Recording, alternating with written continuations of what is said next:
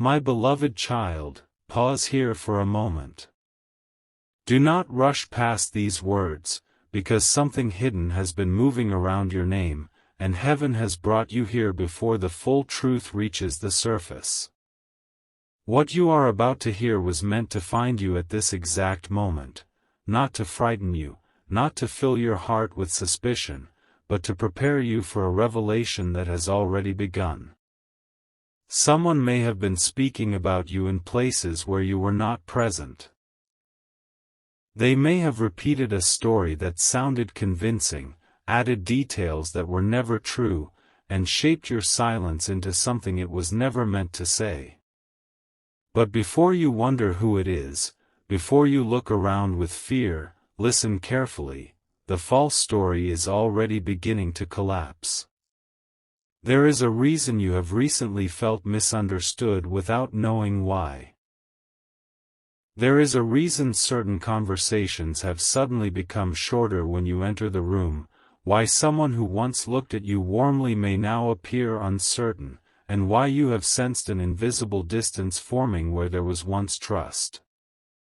You tried to dismiss it. You told yourself you were imagining things. You kept moving forward, smiling when your spirit felt the shift, remaining quiet when part of you wanted to ask what had changed. But your heart was not inventing the heaviness.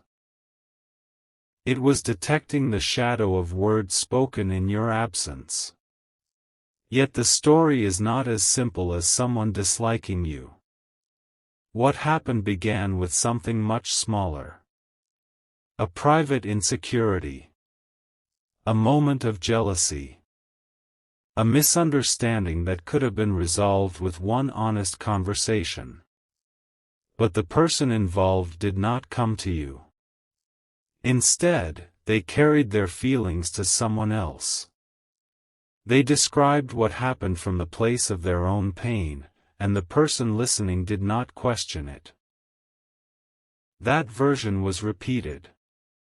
Then repeated again. Each time it traveled, it changed slightly, until your name became attached to motives you never had and actions you never took. You must understand this, beloved, false claims rarely begin as enormous lies.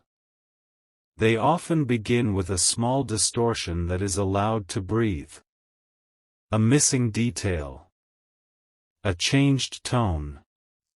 A sentence pulled away from its true meaning.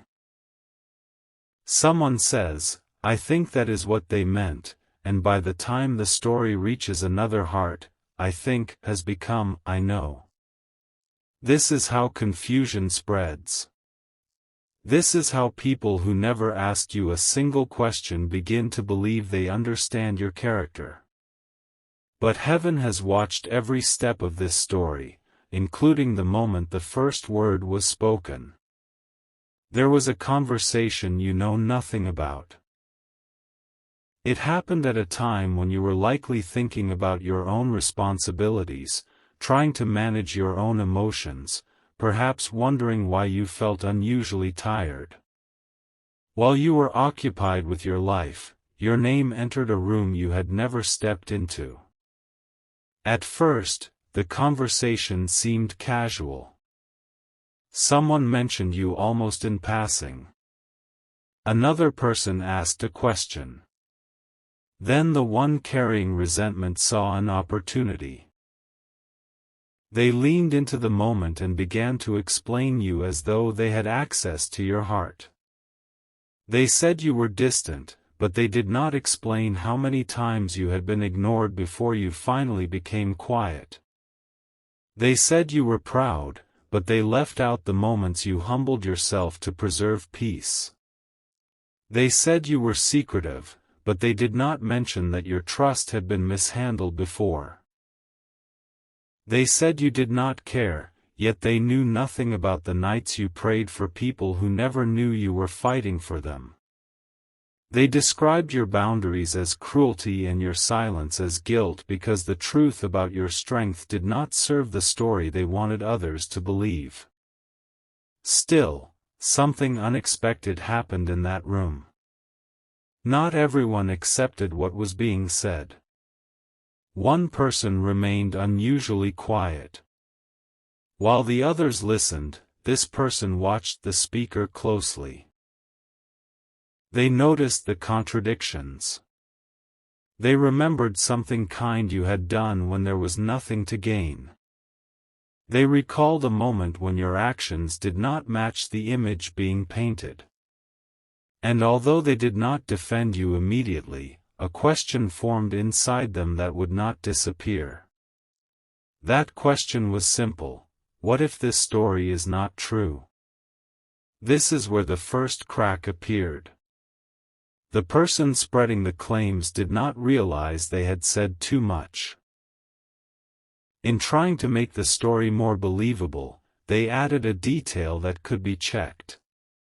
They mentioned a message, a meeting, a promise, or an event they assumed no one would investigate. But someone in that conversation knew enough to recognize that the timeline did not fit. The dates were wrong. The behavior did not make sense. The supposed evidence depended on everyone accepting it without examination. Beloved child, the one who questioned the story has now begun to look deeper. They may not have spoken to you yet. They may still be deciding what to do. But they have started comparing what was said with what they personally witnessed. And every comparison is weakening the false version. What once sounded certain is beginning to sound rehearsed. What once appeared believable is beginning to reveal emotional exaggeration. The person who spread the story can feel this shift, and that is why their behavior may soon become more intense. Do not be surprised if they suddenly repeat the claims more loudly. Do not be shaken if they add another accusation or attempt to gather more people around their version. When a false story begins losing power, the person who created it often becomes desperate to protect it. They may say, "I am only warning you," or "I did not want to say anything, but you deserve to know." They may present themselves as concerned while quietly guiding others toward suspicion. Yet the urgency in their voice will not come from truth. It will come from fear that the truth is approaching. And the truth is approaching. There is something about you that the person speaking against you misunderstood. They believed your quietness meant you would never respond. They assumed your desire for peace meant you were easy to overpower. They interpreted your refusal to argue as proof that you had nothing to say. But your silence was never emptiness. Your silence was restraint. You were allowing time to reveal what your anger could never explain. You were protecting your heart from becoming like the hearts that wounded you. This restraint has become part of your protection. Had you reacted too soon, your emotional response might have been taken out of context and used to strengthen the very claims being made. Had you confronted everyone in frustration, the person spreading the story might have pointed to your pain and called it proof. But because you remained grounded, even while confused, the story was left without the reaction it needed to survive. You may have wondered why heaven did not immediately expose what was happening. You may have asked why you were allowed to feel the distance, why relationships seemed to shift while you remained unaware of the cause. But some truths must be revealed through patterns, not sudden announcements. If everything had been exposed at once, the person responsible would have denied it and hidden the evidence. Instead, they were given room to reveal their methods. Every exaggeration created another contradiction. Every new listener became another witness. Every attempt to control the narrative left another trace. What looked like delay was actually preparation. There is also another layer to this story, one even the person spreading the claims does not fully understand. Their words were not born only from resentment. Beneath the resentment is fear. They saw something changing in your life. They noticed that people were beginning to respect you, trust you, or look at you differently. They sensed that you were becoming stronger, even if you did not feel strong. They saw that you were no longer seeking approval in the same way. And your growth made them uncomfortable because it reminded them that they could no longer control how others perceived you. At one time, perhaps you explained yourself constantly. You rushed to repair every misunderstanding. You carried the burden of keeping everyone comfortable. You apologized even when you had done nothing wrong because peace felt more valuable than fairness. But something inside you began to change. You became more careful with your energy. You started noticing who only loved you when you remained easy to influence. You stopped chasing people who repeatedly questioned your intentions. You began to understand that being kind did not require abandoning yourself. The person involved noticed this transformation before you did.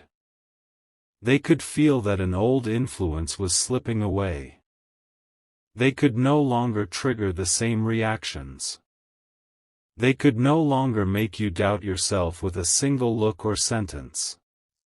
And because they did not know how to meet the new version of you honestly, they attempted to preserve the old version of you in the minds of others.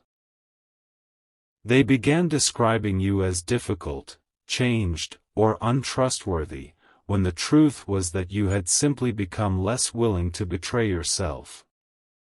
But heaven has been protecting the evidence of your character. There is someone who remembers how you showed up during a difficult moment. They remember that you did not announce what you did. You helped quietly. You listened when others walked away. You kept a confidence that could have made you look powerful if you had revealed it. You chose compassion when retaliation would have been easier. This person may have remained silent while the claims were spreading, but their memory of you has become impossible to ignore. Soon, they will be placed in a moment where silence no longer feels comfortable. The conversation may happen unexpectedly.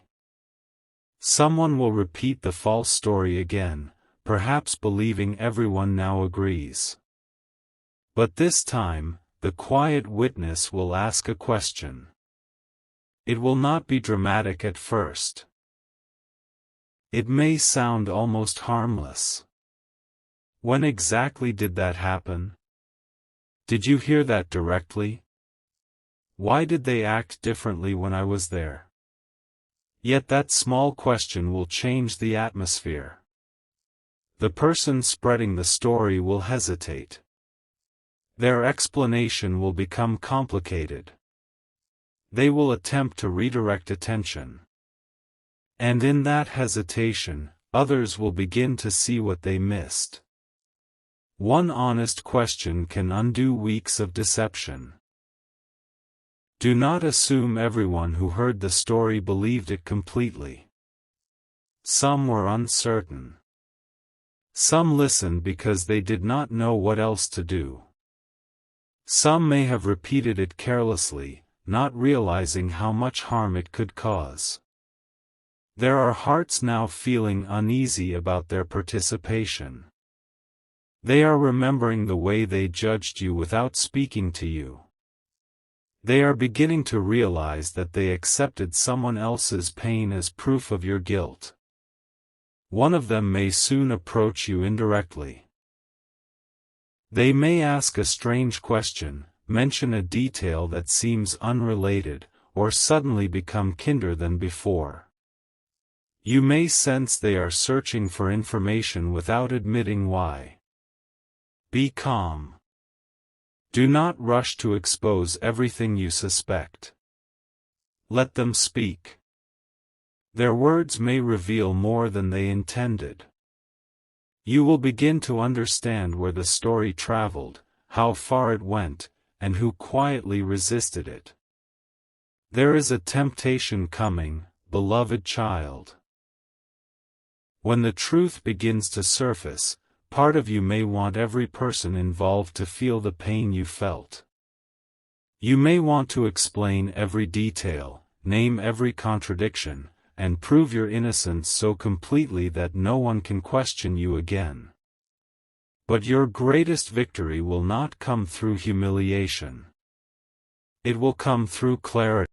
The person who began this may eventually face the weight of their own words. They may lose trust. People may begin questioning other stories they have told. They may discover that the image they tried to damage was strengthened by the way you carried yourself. But their consequences do not need your cruelty. Truth has its own authority. It does not need you to become harsh in order to be powerful. There is one detail that has not yet been revealed, and it is the reason this matter is becoming urgent now. The false claims were not only about your past behavior. A new claim may be forming, something connected to a decision, relationship, opportunity, or person who matters deeply to you. The one spreading the story may be attempting to influence what happens next. They may want someone to withdraw from you, doubt you, or choose another direction before speaking with you directly. That is why you were brought to these words now. Someone close to the situation is standing at a crossroads. They have heard the claims, but they have also felt that something is missing. They may care for you more than they have openly admitted. They may be trying to reconcile the version they were told with the person they have personally experienced. Their mind has been filled with questions, but their heart keeps returning to moments that contradict the accusations. They remember your eyes. They remember the sincerity in your voice.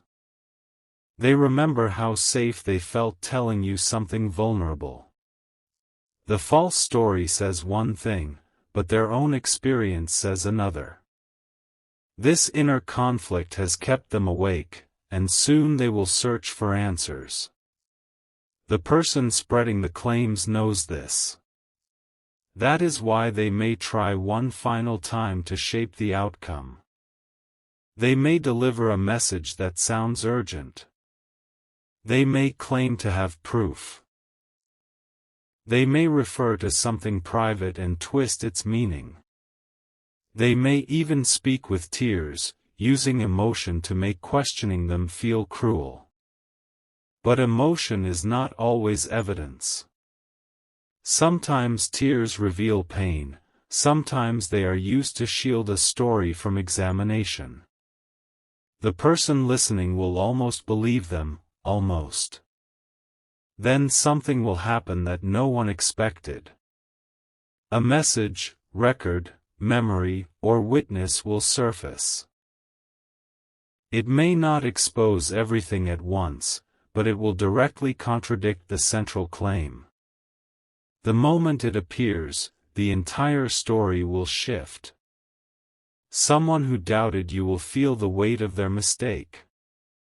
Someone who defended the false version will become silent.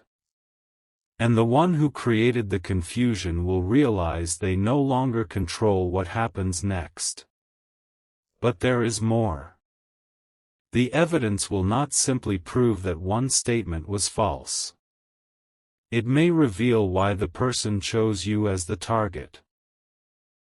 It may expose a hidden conversation, a private motive, or an attachment they denied. Those who thought the story was about your behavior will discover it was actually about the storyteller's fear of losing influence, attention, or control. This revelation will be painful, but it will also be freeing. You will finally understand why certain moments felt strange.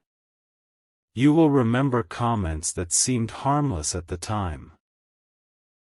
You will see how questions were designed to gather information, how kindness sometimes arrived just before another rumor, and how someone repeatedly positioned themselves between you and the truth. Pieces that never fit will suddenly form a complete picture. Yet be careful not to let this knowledge poison every relationship around you. Not everyone who was confused was your enemy. Some people lacked courage. Some lacked discernment. Some were manipulated because the story was told by someone they trusted. Their weakness may have hurt you, but it was not always hatred. Part of your healing will come from recognizing the difference between those who intentionally harmed you and those who were simply too careless to seek the truth. A sincere apology may come from someone you did not expect. They may struggle to find the right words. They may begin with, "I should have come to you," or, "There is something I need to tell you." Their confession will reveal how the story reached them. You may feel both relief and sadness as you listen. Relief because your intuition was right. Sadness because trust was broken in a place you hoped was safe. Do not force yourself to forgive quickly, but do not let bitterness become your new prison. Forgiveness does not always mean immediate closeness. It does not erase wisdom. It does not require returning to the same access. You can release anger while still honoring what the experience taught you. You can wish someone healing without giving them another opportunity to wound you in the same way. There is strength growing inside you through this, even now. You are learning that your character does not disappear because someone misrepresents it. Your goodness is not cancelled by gossip. Your future is not decided by a conversation you were excluded from. People may temporarily misunderstand you, but what is true has a way of surviving examination. A false image needs constant maintenance. Truth only needs light. And the light is coming closer. The person who matters most in this situation may soon contact you. Their message may seem ordinary at first, but beneath it will be a question they are afraid to ask directly. They may test the waters. They may mention a shared memory. They may say they have been thinking about you. Listen beneath their words. They are not only seeking conversation. They are trying to discover whether the claims they heard could possibly belong to the person they knew. Your response will matter, not because you must prove yourself, but because your calmness will reveal what the false story could never imitate. Speak honestly. Do not perform innocence. Do not beg to be believed. Simply tell the truth with the steadiness of someone who knows who they are. There will be a moment during that conversation when the other person becomes quiet. In that silence, they will remember every warning they received about you. They will compare the harsh description with the peace they feel while speaking to you. And something inside them will break free from the confusion. They may not tell you everything immediately. Shame could hold them back. They may fear admitting that they doubted you. But their tone will change. You will feel warmth returning. A door that seemed closed will begin to open, and through that opening, the hidden story will finally begin to emerge. The strange part is that the person spreading the claims may sense this reconnection before they know it happened. They may suddenly reach out to the same person. They may ask unusual questions or attempt to revive old concerns. This will expose their anxiety. Their timing will reveal that they were watching the situation more closely than they admitted. Then the person who once believed them will see the pattern. They will understand that the so-called warnings were not protection. They were interference. Beloved child, do not skip what comes next, because the most important truth is not merely that someone spoke falsely about you. The deeper truth is that the false story was designed to prevent a real conversation from happening. Someone was afraid of what would be revealed if you and another person spoke openly. They knew that direct communication would dissolve the confusion. So they built distance, encouraged assumptions, and kept both sides reacting to information that had never been verified. But the distance is no longer secure. A meeting, call, or unexpected exchange is approaching. It may happen through a coincidence that does not feel like coincidence. You may cross paths, receive a message at an unusual hour, or hear from someone after a long silence. The conversation will begin carefully, but it will not remain shallow for long. One of you will mention a detail that should have been impossible for the other to know. That detail will open the door. And once the door opens, many hidden things will come through. You will learn what was said, who repeated it, and which part caused the most damage. But you will also discover that someone defended you when you thought no one did. They may have challenged the story privately. They may have refused to cut you off. They may have quietly watched, waited, and gathered enough understanding to speak when it mattered most. This hidden defender has not yet revealed their full role. They know more than anyone realizes. They heard the first version of the claim before it became exaggerated. They noticed how the language changed. They may even possess the detail that proves where the distortion began. Until now, they remained silent because they feared conflict or doubted whether exposing the truth would help. But something has changed in them. They have seen the harm grow too large. Soon, they will make a decision that will surprise everyone involved. The person spreading the story believes this witness is still loyal to them. They do not know that private doubts have become certainty. They do not know that the witness has replayed conversations, compared dates, and remembered the exact words used. They do not know that one careless message was saved. That message contains the beginning of the truth. It may reveal an admission disguised as frustration. It may show that the person knew their claim was uncertain. It may contain words like, "I just feel," maybe, or, "Do not tell anyone I said this," proving that what later became a confident accusation originally began as speculation. Once others see this, they will understand how the story was manufactured.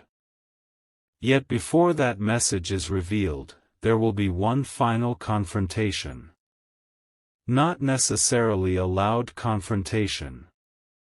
It may begin quietly, behind a closed door or through a private call. The witness will ask the person to tell the story one more time. They will listen without interrupting. They will allow every detail to be repeated. And then they will mention the saved message. The room will change. The storyteller will realize that the past cannot be rewritten as easily as they believed. They may deny their own words. They may say they were misunderstood. They may blame emotion, confusion, or someone else. But the witness will no longer be easily persuaded. They will ask the question that has been waiting beneath every contradiction. Why were you so determined to keep them apart? And beloved child, the answer to that question is where the story becomes deeper than anyone expected, because the person who spoke against you was not only protecting a lie. They were protecting a secret, one connected to you, to the person being influenced, and to a choice made long before the false claims ever began. That secret is about to be spoken aloud.